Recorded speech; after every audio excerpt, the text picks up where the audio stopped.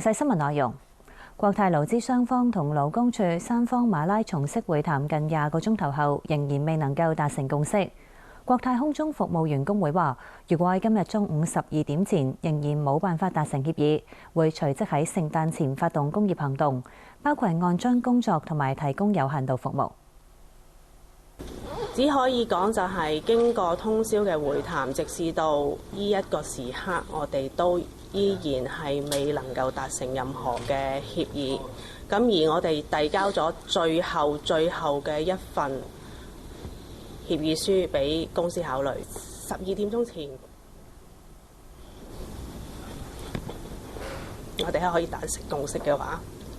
我哋希望可以做到，亦都希望唔需要可以影響公眾。呢個係我哋最大願望。